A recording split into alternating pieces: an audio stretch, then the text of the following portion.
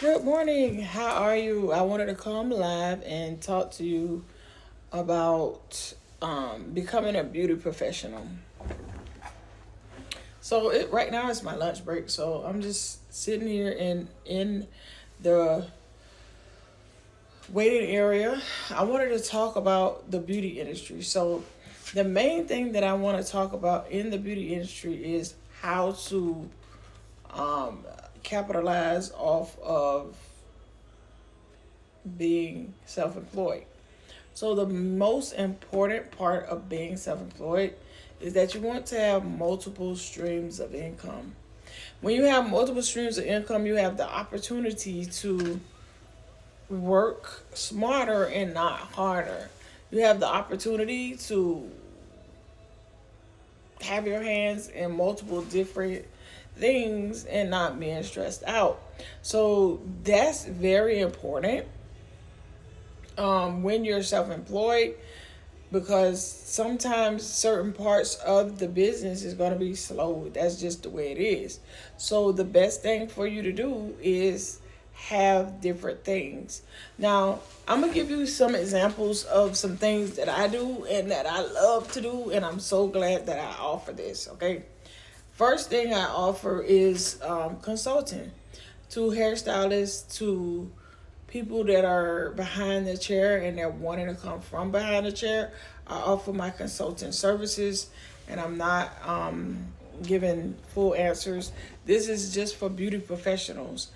And it could be for other people too, but I do have disclosures that I want to give to you before you decide that you want to come in and make decisions with their business.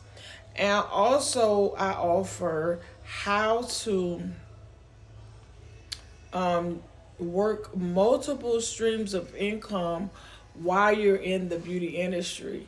A lot of people want to work multiple streams of income while they're in the beauty industry, but don't really have a good idea of where to put their funds or how to innovate in those areas. You want to be able to innovate with hair products. You want it to be able to innovate with hair supplies.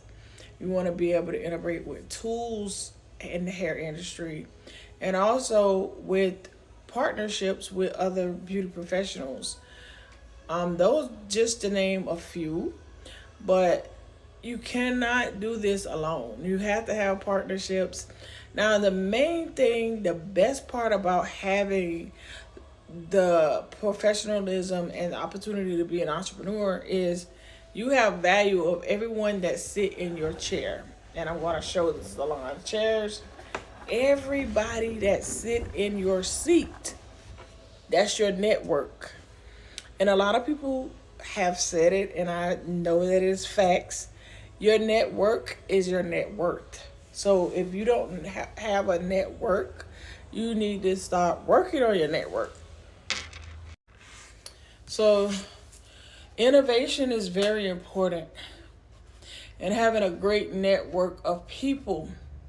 Over the years, I have had teachers, lawyers, doctors, psychiatrists, pastors, pastor wives, and so many great network of people.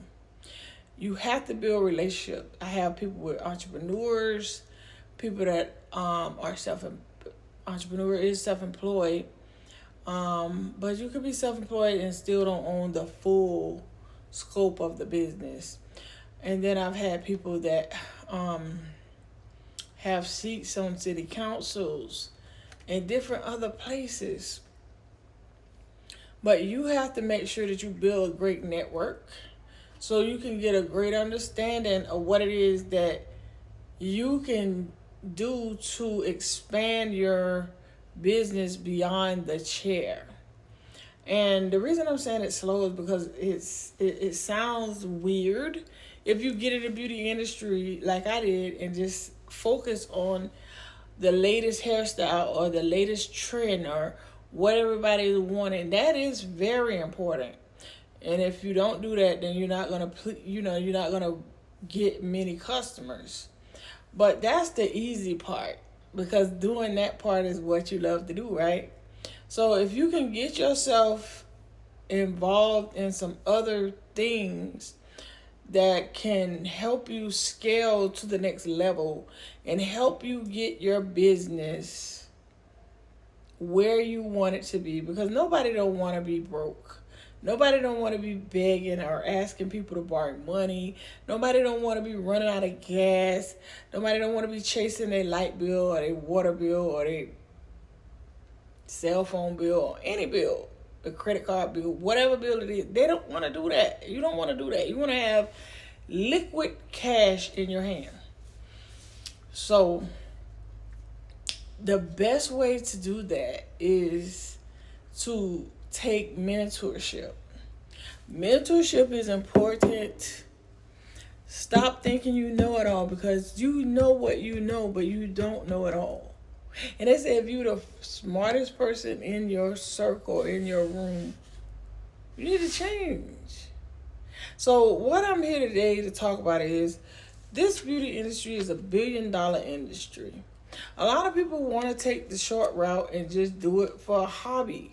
But if you dip your feet into this well and put God first, you will never thirst again. I'm telling you, this beauty industry has so much power, knowledge, and innovation. You can work on movie sets.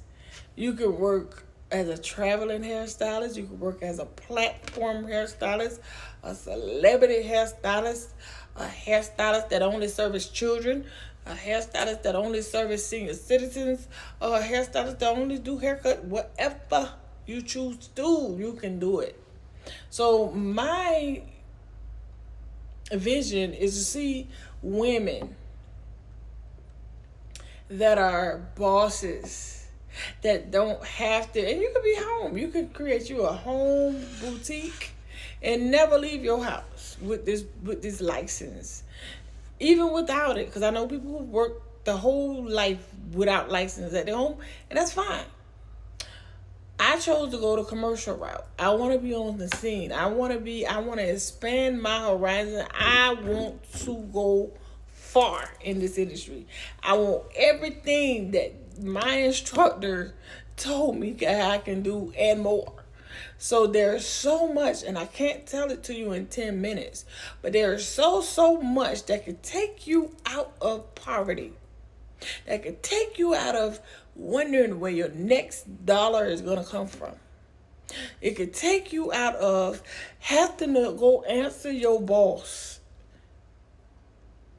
being stuck on a schedule, a permanent schedule, because you got to go to them, the person that makes the schedule, to decide whether you're going to take the weekend off that you want to go support your children, or even just on a girls trip. Or if you're in the ministry, if you're a church person, you want to go do God for the weekend on a retreat, and you got to go talk to your boss about that. And they're not into religious stuff on these jobs. And I'm not going to even say religious. They're not even into Christianity on these jobs. They say it, but on the job have a manual, and the HR people, they have what they have, and you have to go by their rules, their regulations, or you're going to have to leave that. You're going to have to go. We're going to go find you something else to do. So after working in that market for half of my life, I was 30 when I decided, because I'm 40 now, I decided, like, I'm sick of this. I don't want nobody to tell me when I'm going to be off. I don't want nobody to tell me what I need to do, what my task list is for the day. I'm tired of that. I'm putting my best foot forward here.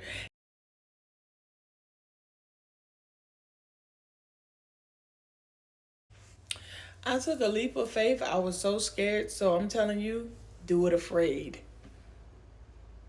Do it afraid and trust Jeremiah 29:11. This scripture right here. Trust it. And trust God. Put everything first in His hands. Okay? Have a blessed one.